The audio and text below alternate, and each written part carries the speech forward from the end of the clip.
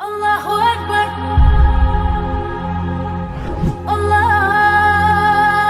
Akbar.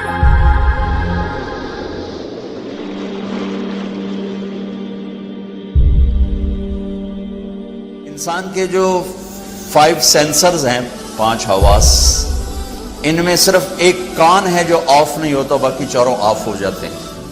اب میری آنکھ آف ہو گئی، ٹھیک، میں سویا تو میرے چھونے کی طاقت بھی آف ہو گئی، اور میرے بولنے کی طاقت بھی آف ہو گئی، میرے چکھنے کی طاقت بھی آف ہو گئی، اور میرے دیکھنے کی طاقت بھی آف ہو گئی۔ لیکن ایک معمولی سی آواز پر میں اٹھ کے بیٹھ جاتا ہوں، یہ شور کیسا ہے؟ کان بند نہیں ہوتے، کان کا فنکشن چلتا رہتا ہے۔ اور آج کی ریسرچ کیا ہے کہ بچے کے ماں کے پیٹ میں کان کام کرتے ہیں، باقی 4 حواس کام نہیں کرتے، کانوں سے سنتا ہے، باقی کام نہیں کرتے، اور موت پر جا کر بھی یہ ختم نہیں ہوتے۔ میرے نبی نے فرمایا کہ جب میت کو تم دفن کر کے واپس جاتے ہو تو تمہارے واپس جانے کے قدموں کی آہٹ وہ سن رہا ہوتا ہے۔ ترکی میں اصحاب کہف، توس ایک جگہ ہے، توس، ترسوس، وہاں ترکی میں، توس ایران میں ہے۔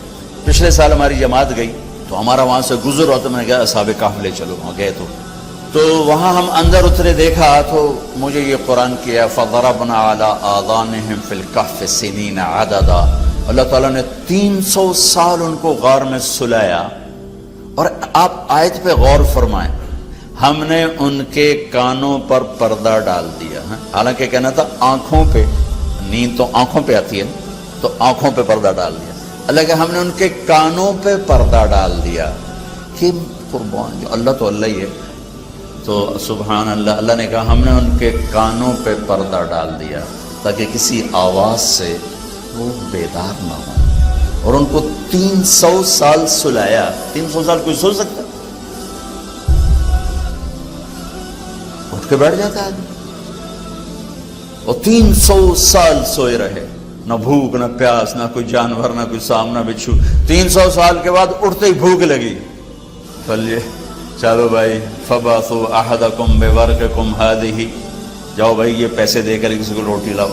تو میں یہ قرآن سے مثالیں دے کر یاد سے عرض کر رہا تھا کہ ہمارا علم تو تجرباتی ہے، اور اللہ کا علم محکم، تمت کلمۃ ربک صدقا وعدلا۔ آج کا مسلمان قرآن کے خلاف لاجک مانگتا ہے، اللہ نے یہ کیوں کہہ دیا، اللہ نے یہ کیوں کہہ دیا، اپنی حیثیت ہی نہیں جانتا کس کو کہہ رہا ہے۔